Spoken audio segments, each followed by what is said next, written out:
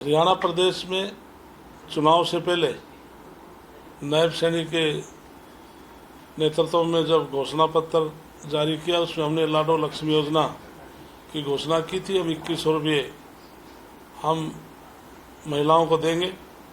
और हमने पहली बार हुआ कि सेशन से पहले तो कैबिनेट होती है, लेकिन पहली बार शायद इतिहास में हो गया, सेशन के तुरंत नेक्स्ट डे हमने कैबिनेट बुलाई और उस कैबिनेट में केवल एक एजेंडा था, दीनदयाल उपाध्याय लक्ष्मी लाडो योजना हरियाणा सरकार शुरुआत करेगी।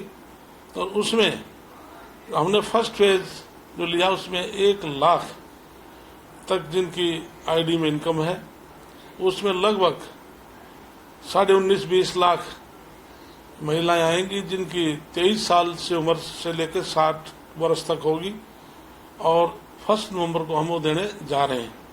हमने जनता के बीच में जो अपने मैनिफेस्टो में जो वायदा किया, लगभग हमने 217 के करीब हमने मैनिफेस्टो के अंदर हमने घोषणा पत्र जारी किया था। उसमें हमने 41 हमने पूरे कर लिए हैं और इस वर्ष हमारा 90 का लक्ष्य है और अपना घोषणा पत्र को एक एक करके हम पूरा कर देंगे।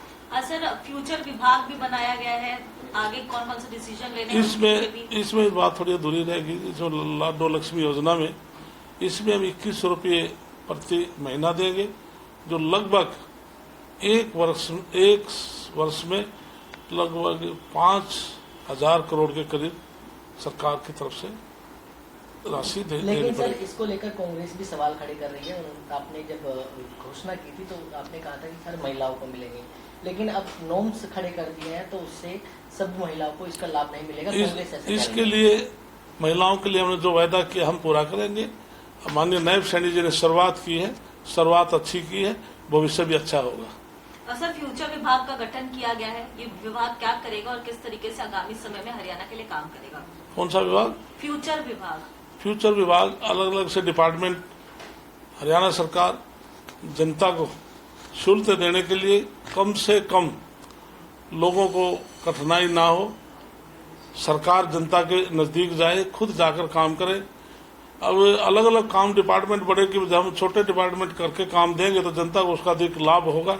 इसलिए नायब सैनी की सरकार भविष्य के लिए हम हर आदमी बहुत जल्दी अप्रोच कर सके, जल्दी अपने काम करा सके, ऐसा विभागों के काम का बंटवारा करके आम जनमानस तक पहुंचने के लिए आसानी हो।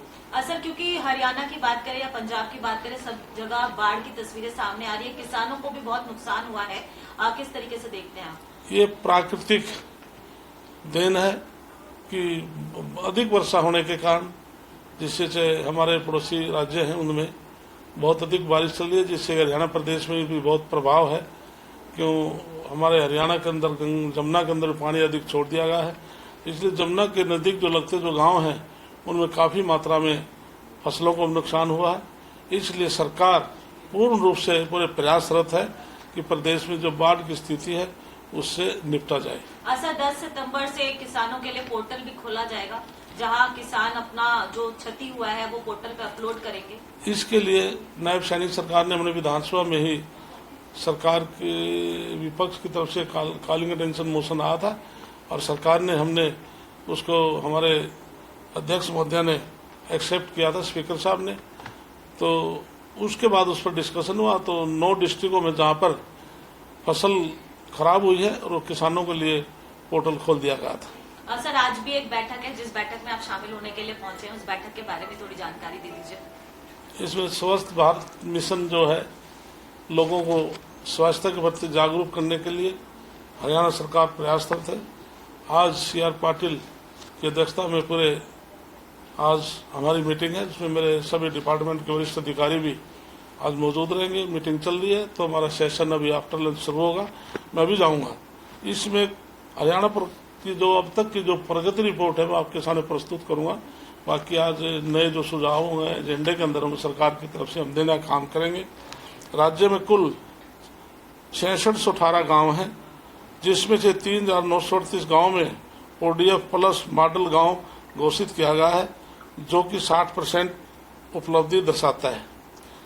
ठोस अपशिष्ट प्रबंधन SWM की जो व्यवस्था है 4,999 गाँव के अंदर की गई है, जिसमें राज्य औसत 75.53% पहुंच गया है। तरल जो अपशिष्ट प्रबंध GWM की व्यवस्था 5,872 गाँव में की गई है, जो कि 88.72% राज्य की औसत दर्शाता है। राज्य में कुल 6,700 गाँवों के लिए SWM प्रोजेक्ट स्वीकृत किए गए हैं, जिसमें से 6,277 प्रोजेक्ट स्वीकृत हुए हैं, जिसमें 2707 पूर्ण हुए, 1995 कार्यशील है और 172 प्रोजेक्ट अभी कार्यशील नहीं है। तरल अपशिष्ट प्रबंधन के तहत 2582 प्रोजेक्ट स्वीकृत किए गए थे, जिसमें से 2247 पूरे हो चुके हैं और 150 प्रोजेक्ट अभी निर्माणाधीन है और पूर्णता दर 87.2% है। इसी प्रकार से सामुदायिक कंपोस्ट फिट्स के लिए 9,416 का लक्ष्य रखा गया था, जिसमें से 1,517 पूर्ण हो गए हैं। वहीं सामुदायिक शोक फिट्स के लिए 16,719 का लक्ष्य था, जिसमें से 1,120 पूर्ण हो चुके हैं। और आज मीटिंग में हम हरियाणा प्रदेश की तरफ से मांग करेंगे, क्योंकि हम हरियाणा प्रदेश आज लगातार अब आगे स्वच्छता के मामले में आगे बढ़ रहा है। भविष्य में भी हम चाहते हैं कि पूरा प्रदेश स्वच्छता के मामले ODF हो। आज हथनीकुंड बैराज से 2 लाख क्यूसेक पानी से ज्यादा छोड़ा गया है। हरियाणा के जो यमुना से लगते जो इलाके हैं उनको अलर्ट पर रखा गया है।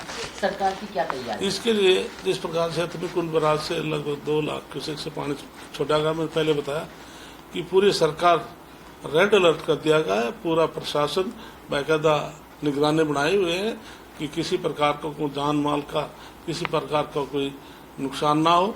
इसलिए पूर्ण रूप से सरकार और माननीय मुख्यमंत्री नजर बनाए हुए हैं कि पूरे प्रदेश में किसी प्रकार की कोई दिक्कत न आए। मुख्यमंत्री की आपने बात करी, अपना विदेशी दौरा रद्द कर दिया इसको। हाँ, मुख्यमंत्री, क्योंकि ये ऐसे मुख्यमंत्री हैं, जनता से जुड़े मुख्यमंत्री हैं, जिससे उन्होंने देखा कि प्रदेश में बाढ़ की जो स्थिति है और बढ़ रही है अधिक वर्षा के कारण, इसलिए प्रदेश को संभालना अति आवश्यक है। इसलिए उन्हें विदेश का दौरा भी रद्द कर दिया।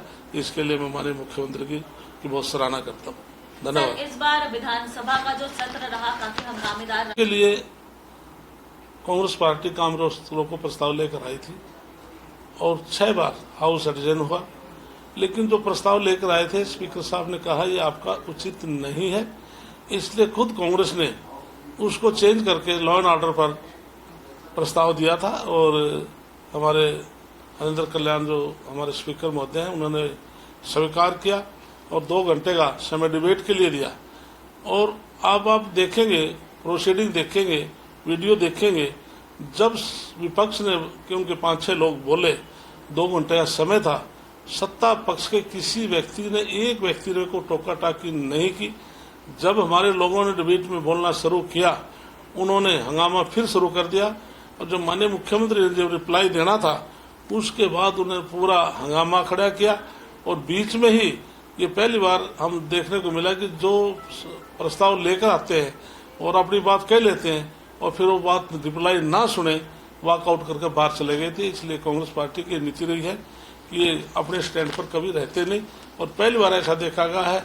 हम सोच रहे थे अब की बार जब ये हाउस के अंदर आएंगे तो विपक्ष का नेता कोई न कोई जरूर होगा, लेकिन अब की बार भी देखने को नहीं मिला। सर, इसके पीछे वजह क्या मानते हैं नेता विपक्ष का ना चुना? इसके लिए कांग्रेस पार्टी कमजोर पार्टी है, न इनको कोई संगठन है। भारतीय जनता पार्टी संगठनात्मक पार्टी है, जिसके देश में 18 करोड़ कार्यकर्ता हों और जो संगठन तय करता है वही लागू हो जाता है। इनमें कोई संगठन है, न कोई एक दूसरे को मानने वाला है। इसलिए 11 साल में हरियाणा प्रदेश में इन्होंने अपनी कार्यकारिणी डिक्लेयर की है, लेकिन जो कार्यकारिणी के पदाधिकारी बनाए हैं वो एक दूसरे को मानने को तैयार ही नहीं है। इसलिए इनका कोई जनाधार नहीं है। धन्यवाद।